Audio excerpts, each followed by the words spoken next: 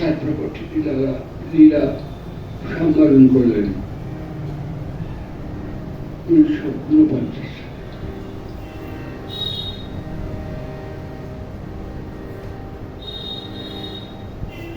মহারাজের বয়স হচ্ছে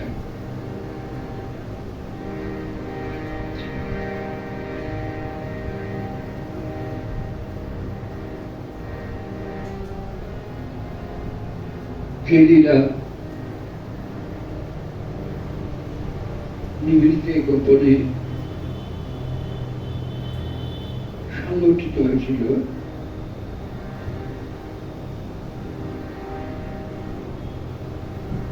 মহারাজ সেই লীলাকে প্রকাশ করলেন 1958 সালে। উনি ঠাকুর লীলাকে একটি নাটকের রূপ দিলেন।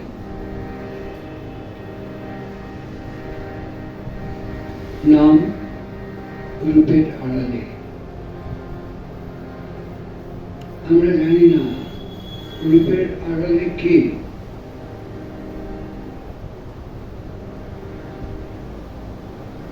ভবিষ্যৎ প্রজন্মের হাতে ছেড়ে দিলেন।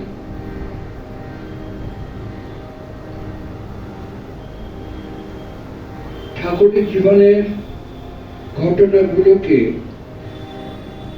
মাছ তুলে ধরলেন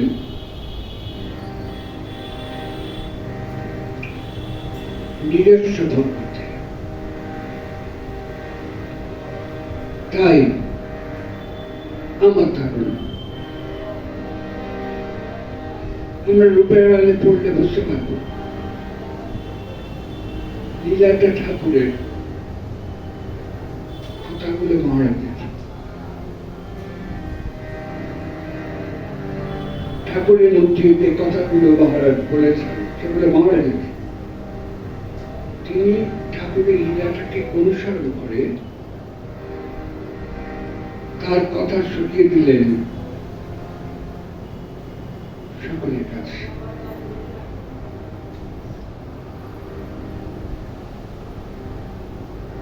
ঠাকুর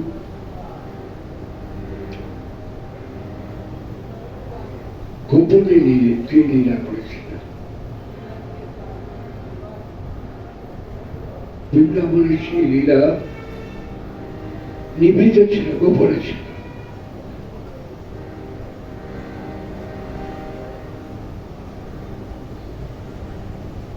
অনেক ভক্ত এসেছিল, আমাদের স্বভাব হয়েছে তাদের সঙ্গ করার, কিন্তু দেখেছি দু একটা কথা বলার পর তারা নিজের কথা চলে যায়, ঠাকুরের লীলা বলতে পারে না। কারণ ঠাকুরের সময়কার যে ভক্ত শিষ্য ছিল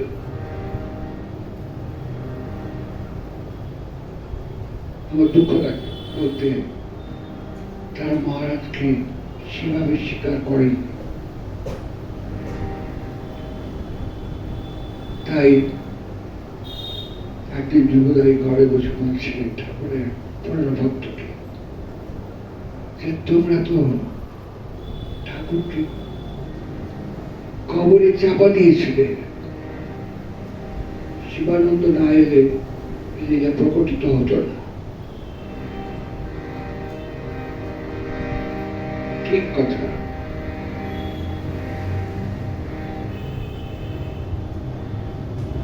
মহারাজ রামায়ণে পড়লে বোঝা যায় মহারাজ কথাটা নিজে প্রকাশ করার জন্য করে রামায়ণের মধ্যে।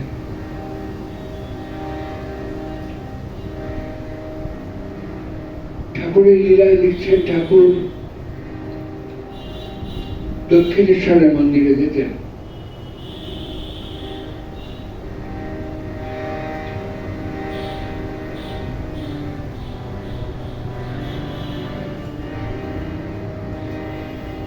সেই মন্দিরে ঠাকুর গিয়েছেন, দেখছেন এক ভক্ত বসে দরজার সামনে দাঁড়িয়ে আছে, তাকে মন্দিরের প্রহরীরা ঢুকতে দেয়নি মন্দিরে।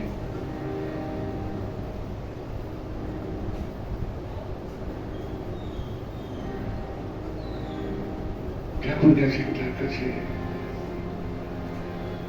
সে বলছে, হ্যাঁ প্রভু, আমার গায়ে তো কুষ্ঠ হয়েছে,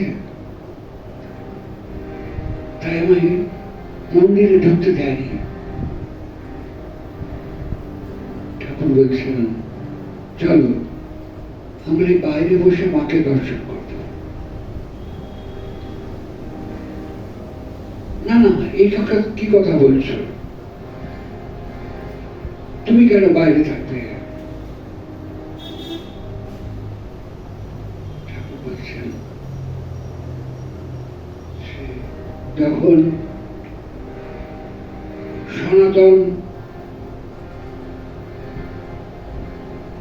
লুকিয়ে নানা দুঃখ কষ্ট সহ্য করে নীলাচলে এলেন, তখন মন্দিরে প্রহরীরা, জগন্নাথ মন্দিরে প্রহরীরা তাকে ঢুকতে দেয়।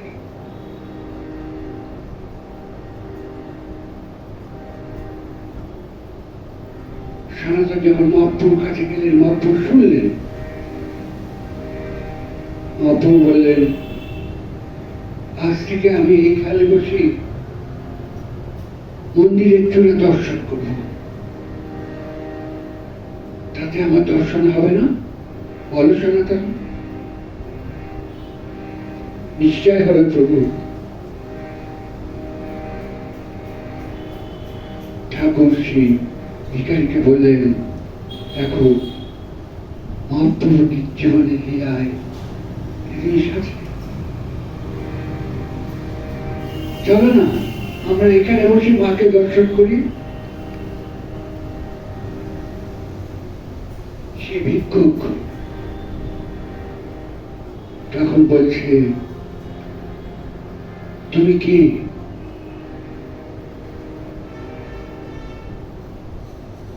ঠাকুর বলছেন মহারাজের লেখনীতে, আমি কেউ না হলে মুঝে ভালোবাসো না তুমি, আমাকে কেউ হতে হবে। আমি কাঙাল, ভালোবাসার কাঙাল, প্রেমের কাঙাল।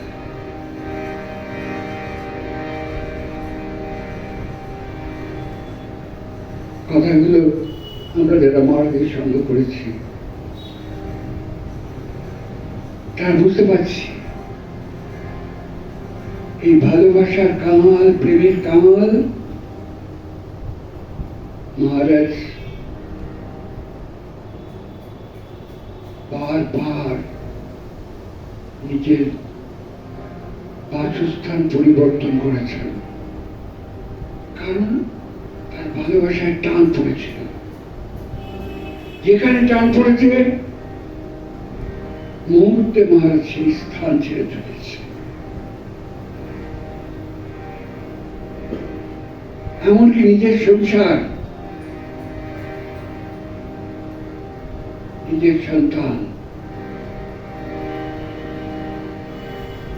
তারা মহারাজকে ভালোবাসেনি, তাই ওই ভালোবাসার টানে মহারাজ বেরিয়ে পড়েছে। ভালোবাসার কাঙাল তিনি,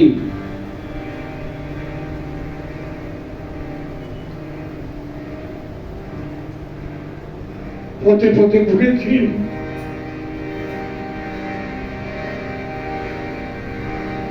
ঘুরে তীর্থে তীর্থে ঘুরেছেন,